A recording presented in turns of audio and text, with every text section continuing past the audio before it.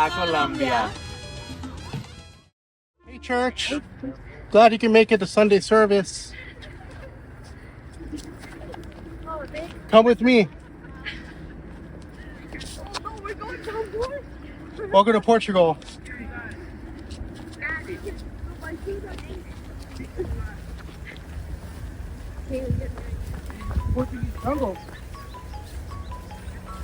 We're evangelizing to the natives in the jungles of Lisbon.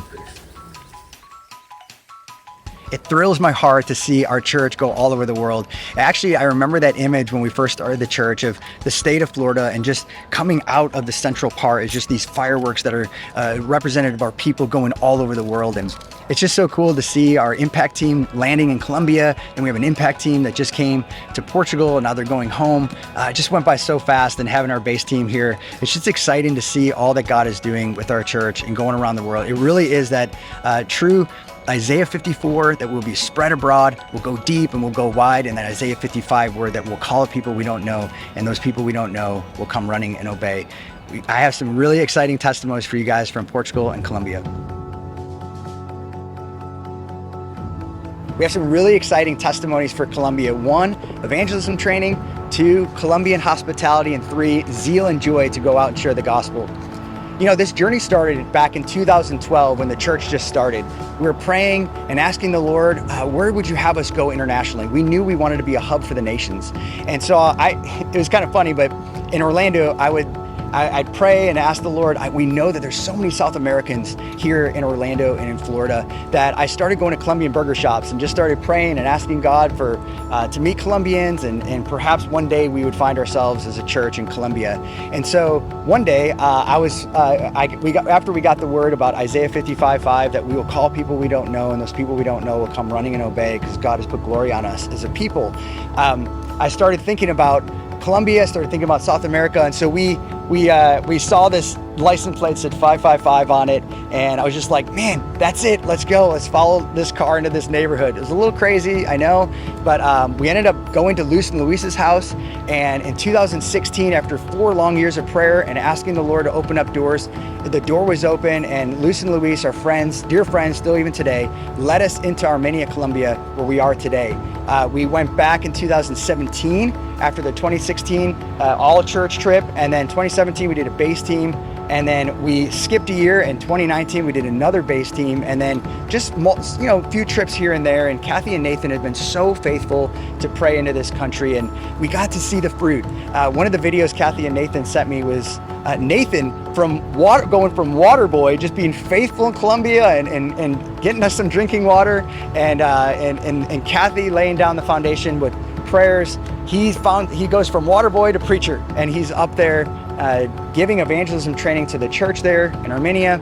And then Juan Camilo, the guy that we met back in 2016, just grew in his faith and just foundation was built in his life from the day when we got there. But he ended up getting trained in Bible school and furthering his training there, and he got to translate for Nathan. Just seeing this whole thing full circle brought such joy to me and the rest of our leadership in our church, because they got to see it from the very beginning, the seed of prayer in 2012, and 12 years later, literally, we get to see God bring so much fruit into that church.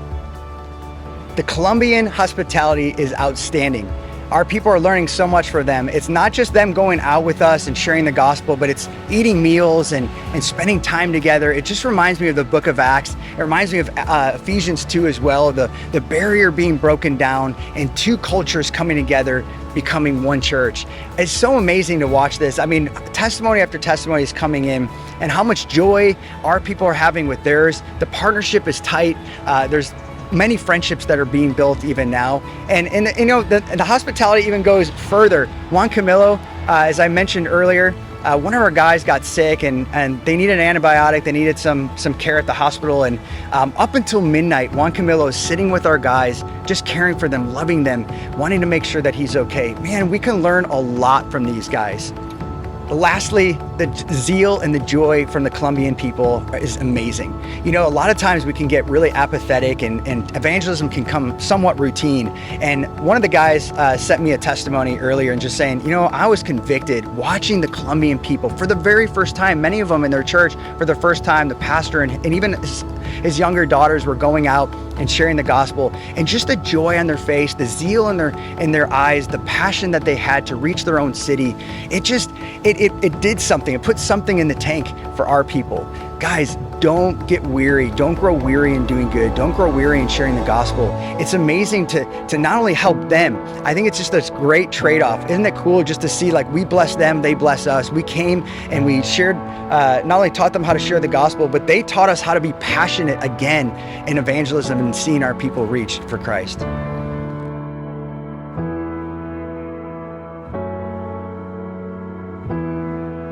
One of our prayers is full integration with each other's churches, us going there and them coming to us. And it was a really cool opportunity. Just today we were doing a team time, and about a couple hours prior, they were like, hey, can we bring a couple of people from the church? They really want to see how we do church. I said, absolutely.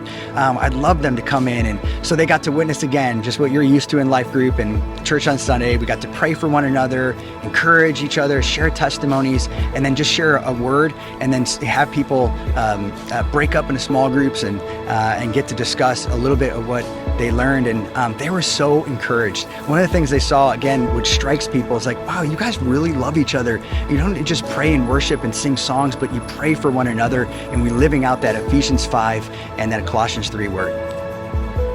Our park outreaches have been amazing. One of the things I love about them uniquely is that our church gets to do exactly what they're gifted in doing. We had some guys playing guitar off to the side. We had some guys doing face painting. We had people playing soccer and basketball, and then also doing the drama and the dance. Our church just came alive, and there was a huge crowd that came in a church just the other night, actually. And one of the pastors, Jairo from Meritajo, got to share the gospel clearly after the drama and after the dance. It just felt like a typical Antioch mission trip in a park with the drama and the dance and the sharing of the gospel. And so just pray that those seeds would land on soft soil. During one of the park outreaches, we had grace and grace. Man, these guys got a double portion of grace for sure. They went up to one of the girls, and she was lighting a match, and she was wondering, are these people about to smoke or something? And one of them was about to pull back and say, maybe we shouldn't go there. And then they found out they were actually just lighting a candle for a birthday. And so both of them came up to the girl, and one of them was a Buddhist, and they just started striking up a conversation. It lasted 2 hours. These people were asking questions about Jesus, the Bible, and you could pray again that these seeds would land on those two girls that were celebrating a birthday and didn't even know that they would encounter grace that evening, but just pray that those people would be saved and go to church. We've had so much favor with going into schools. We've been in an elementary school, we've been in a high school, and we've been in a college. It's amazing. I'll start with the elementary school. One, we were invited by the church in Ramada. It's an elementary school that with a lot of Americans, and they have a lot of different, I guess they have a lot of different cultures that attend that school, and it's a private school, but they asked our people to come and share the gospel and pray and for their people, and they were so in love with our people. They're like, you guys got to come back. I love how you guys pray for one another and the unique way you guys worship. And so we're going to be invited back to that so you guys can be praying. The second thing is that we were invited to a college campus. And if you remember in the last video, we got to see God open up this incredible door where Connor and Cole got to go to this campus and invited into the classroom, and they got to share the gospel, and they got to do like this little Q&A thing.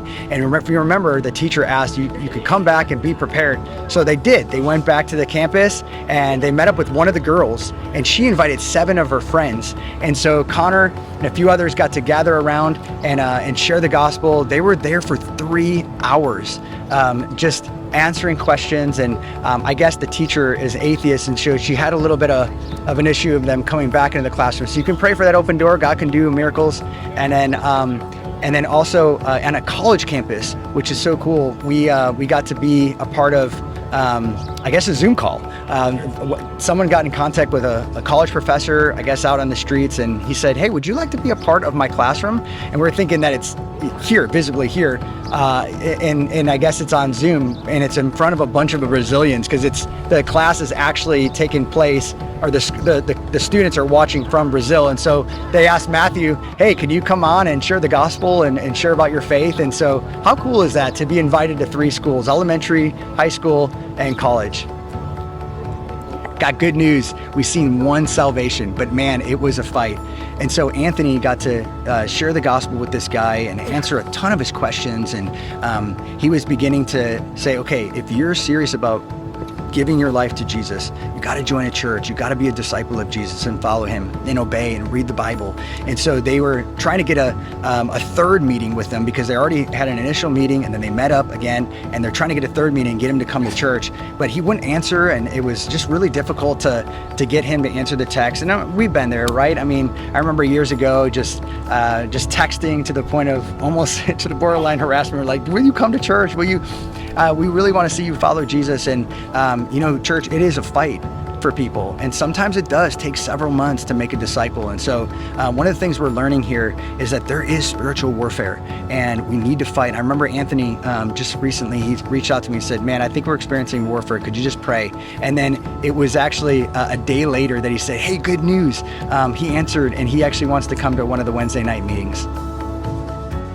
In 2 Corinthians 2, verse 11, it says, let us not be ignorant of the enemy's schemes. Oftentimes, church, we forget that we're in a war. We're in a war with our flesh, we're in a war with the world, and we're in a war with the devil. There's so many distractions that happen on the mission field that we often forget. I'm reminded of on Friday when the Impact team came in, and there's just a lot of warfare. There's a lot of inconveniences, and you could just feel it. If you were back at home, you probably wouldn't have noticed it very much. But it was almost impossible to get to the Impact team. I knew that they needed vision. I knew that they needed worship and pray and love one another, and just kind of have that initial time together that is so encouraging after a long day of travel. And it was almost impossible to get there. I'm not going to spare you all the details, but as I went around the room when I finally got there, I'm just asking people how they're doing. They were discouraged, they were tired, they were weary, and just believing lies and everything. And I just knew, if we didn't fight to go. I remember just pausing with Nicole, and because we were one of the last ones there, we couldn't get there, and we were going to reschedule everything. And one of the things I said, I was like, man, we really need to pray and fight, because I think as a church, I think we forgot how to fight for what's really important. That there's a war on souls, that there's a war on the evangelists, the guys like us that are going out and sharing the gospel. And it says that in the Bible that the enemy wears out the saints. John 10, it says that the enemy comes to kill, steal, and destroy. The enemy also is the prince and the power of the air, bringing distractions and conflicts in relationships, and pulling teams apart and things like that. And so, church, I admonish you, please continue to pray. Look at what it says in Ephesians 6, in verse 18, with all prayer and petition. This is after Paul has already laid down the foundation that we have this armor of God that we need to put on daily. It says, pray at all times in the Spirit with this in view, be on alert, with all perseverance petition for the saints, and pray on my behalf that the utterance may be given to me and the opening of my mouth to make known with boldness the mystery of the gospel. And he's saying this, that I may speak boldly. Pray for us that we may speak boldly. Pray for us that we persevere. Pray that we would remember that we are in a war, and that we don't want to be occupied with the devil, nor do we want to be ignorant of his schemes, because he doesn't want people to be saved. And yes, God is sovereign, but his sovereignty doesn't cause us to do nothing. His sovereignty actually causes us to say, we're going to pray, and we're going to war, and we're going to believe, because his heart does not desire that anyone perishes. These are 3 things that you guys can be praying for, among many, many different things that people continually send me prayer requests from Colombia and Portugal. And, us being on the ground, of course, you can see so much, that we're praying all these little details of people coming to Christ and discipleship and church partnership and all those things. But I think the 3 things I want to focus on is just simply Jesus Family Mission. Our guys are beginning to encounter God in a profound way here in our team times, and I know the same is happening in Colombia. We don't want to underestimate the power of just gathering together as a family, seeking Jesus in his presence, and living out that Psalm 84, that it is so important that we want to be in his presence, being filled up and not going on in our own strength. Number two, that we want to be unified.